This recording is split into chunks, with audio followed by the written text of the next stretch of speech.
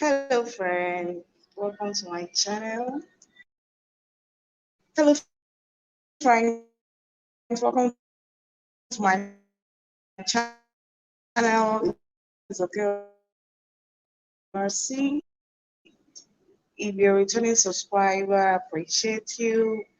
If you're new to this channel, please share this video and like it. If you've not subscribed, please hit the subscribe button.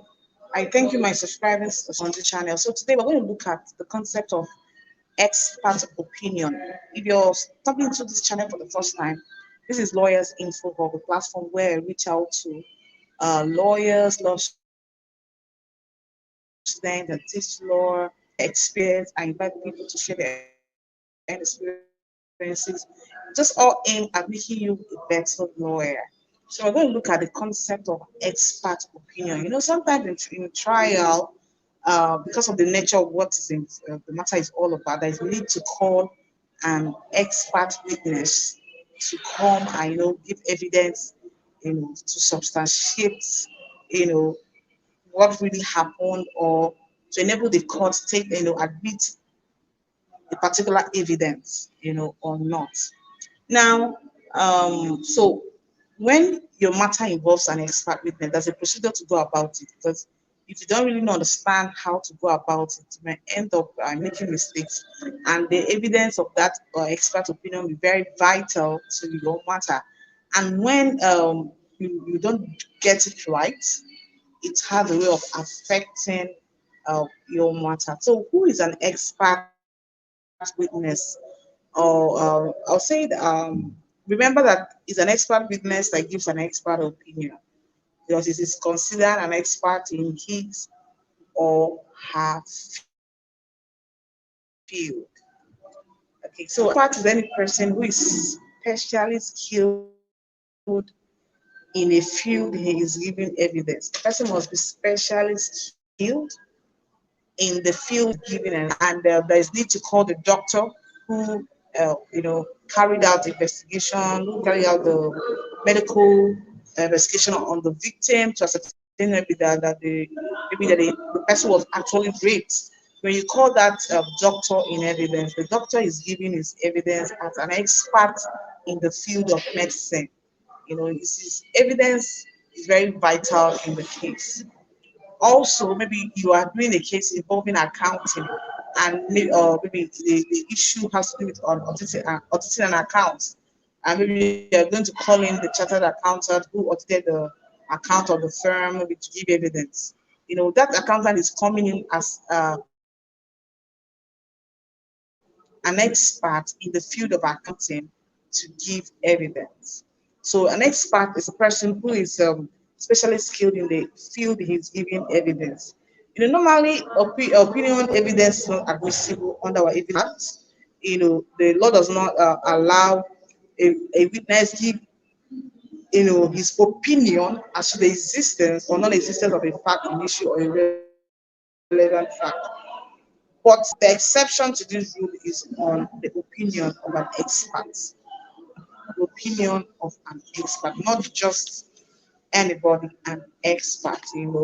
Now, for the opinion of an expert to be accorded probative value by the court, the expert must be called to testify in court, and he must be subjected to cross-examination. Now, the cross-examination will have to determine his qualification, we have to ask questions with respect to his qualification to really ascertain that, yes, this person is an expert. Now, the cross-examination will also focus on his experience. Not just that you are you're qualified, what experience you have in this field to make you an expert. So these are what the cross-examination will focus on.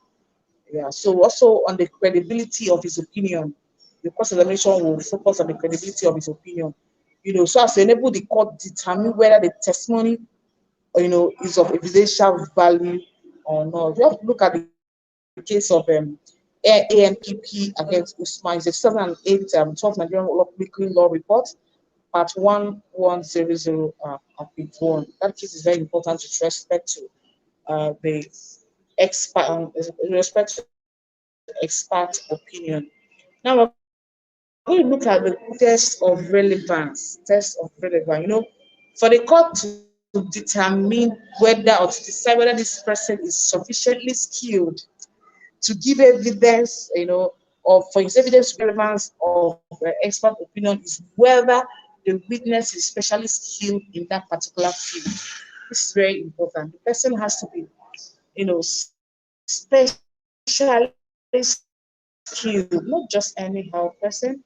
The person has to be specially skilled because his evidence, is for you to be accorded a prerogative value in this field to be even be called an expert.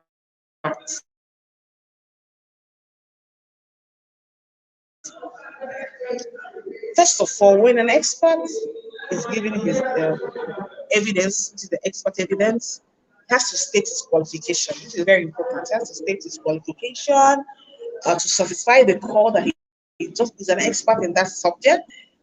Which, if he arrived at such opinion, let the court know these are my reasons why I'm arriving at this opinion, and I feel this is the right thing or the right thought, or this is an opinion that will stand the test of time. So you know, you must state the reason for his opinion, and there must be enough um, materials before the court to warrant treating the witness as an expert, and the reception of his evidence as a relevant evidence. There must be material placed before in terms of his qualification, in terms of his experience, in terms of his credibility of his opinion. So these are things that must be before the court then as a relevant evidence. Now, what is the duty of counsel? In respect to expert opinion, you are the defendant counsel, maybe you're the claimant counsel, whichever way who are in the matter. An expert has been called to give evidence. What is your duty? Now, the party that is calling the expert, it could be the prosecution, it could be the defendant, whoever is calling, the expert has a duty to elicit his claim as an expert. During his examination in the chief, this is where that has to be established. That has to be established as what makes you or what made you an expert in terms of his profession, in terms of his training, school he went to, how qualified he is, his academic background, his experience, maybe a medical doctor of 20 years, maybe an accountant of so, a lawyer of so, or my pilot, whatever field there's, he has to show he's super qualified, his academic background. So these are the questions you have to elicit from him when he's in the evidence, for the party who is calling the expert. You have to elicit this facts, state his profession, his training, his academic background, very important, and his experience. Now, for the party who is opposing and the party who is going to cross-examine, you also have a duty,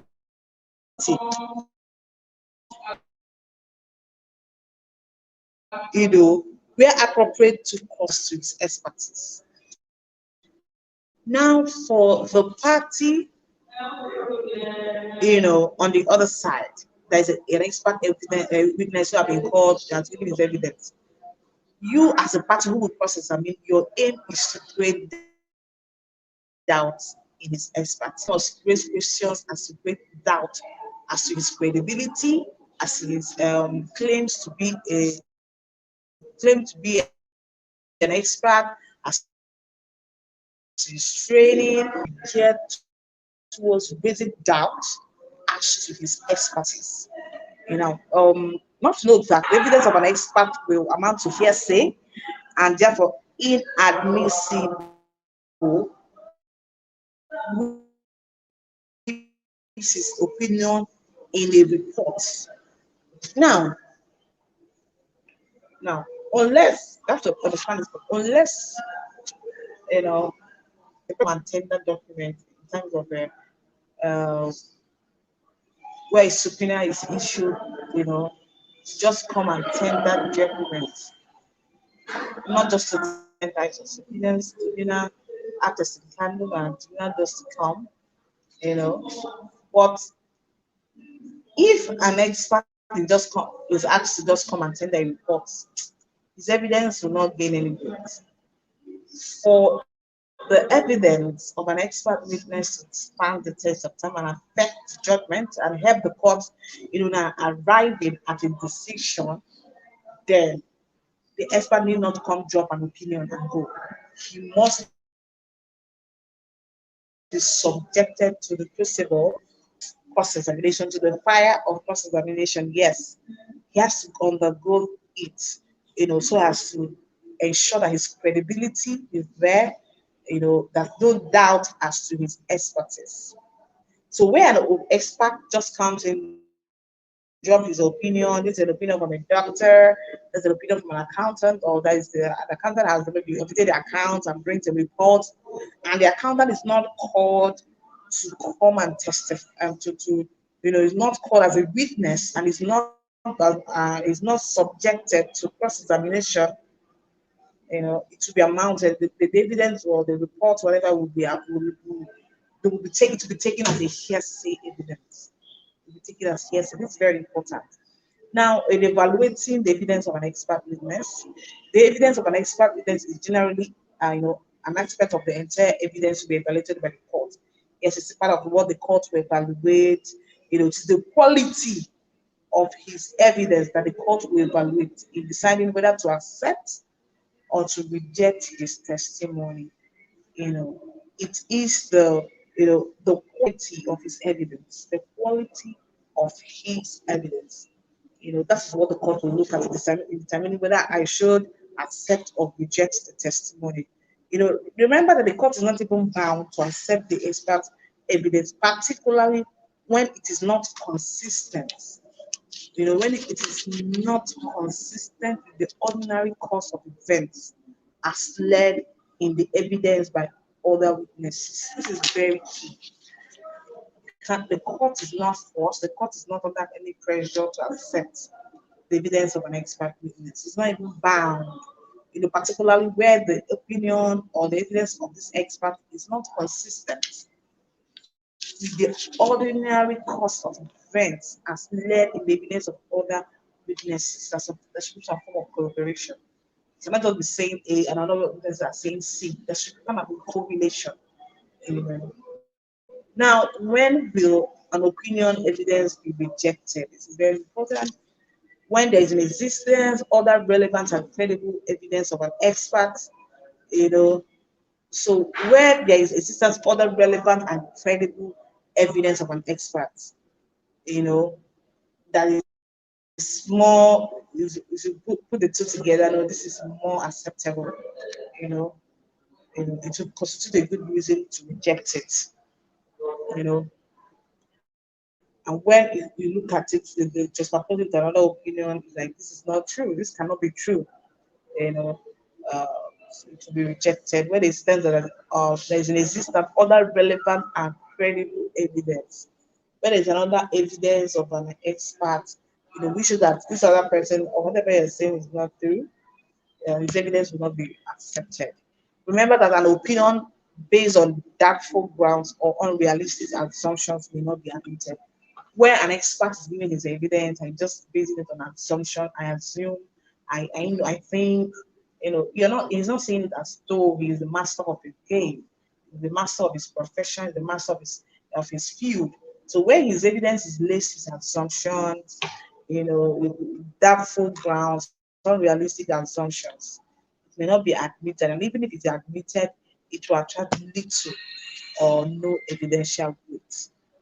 Expert opinion is particularly very necessary when the matter being inquired into by the court is beyond the knowledge of a mind of someone that is untrained in that discipline. As I earlier said that expert opinions are always sought when there is an issue that beyond the that needs expertise, that needs someone that is skilled in that field to come and educate the court or come and do some exposition on that issue with respect to the matter before the call. So that is when you need this expert opinion. But in bringing in the expert, you that the party who is calling the expert witness, you must be able to elicit his perfect, in your examination in chief, must be able to, clear state his training, his academic background, his credibility, his training, his expertise, his experience, so as to bring to the mind of the really this is an expert. And for the party on the other side, your cross-examination questions must target, raising doubt as to the credibility of this expert. So as when that doubt is raised and it can pinpoint, okay, these are assumptions. All these things they're saying are not based on expertise, rather these are assumptions. It can whittle down the effect of that evidence of that expert, and the court might reject it or attach it to a no evidential value.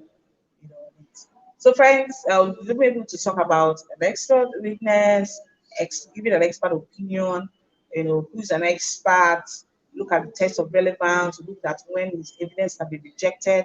We have looked at the duty of counsel, who is calling the expert witness, and the duty of the counsel, who is on the other side, what you need to do. We have looked at when the opinion evidence can be rejected. It's been a nice time speaking with you today. I believe that you've learned one or two things. You know, um, our lectures here are done in such a way that you can even teach another person after listening to us. So I hope you learned something today on expert opinion, expert evidence, when what you are, all of that. So friends, this is Lawyers Infohub. I'm your girl Mercy as always. Thank you, my returning subscribers who always, give me this joy to come back to say something, because I know that there are people. Thank you for always subscribing, telling your friends to subscribe. Thank you for you who haven't yet subscribed, but I know you will subscribe. Please hit that subscribe button if you have not subscribed. Yeah, hit the subscribe button, subscribe to this channel, and tell your friends about this channel. And I know that you will enjoy it. So, friends, check my channel. There are other wonderful content that I put up here in this channel that will make you happy. Yes, check it. It's content full. It's full of great content, not just anyhow content, things that you need to know about. Just scroll through the channel and see other content. I know you like it. So take care of your step and keep staying safe. Yeah.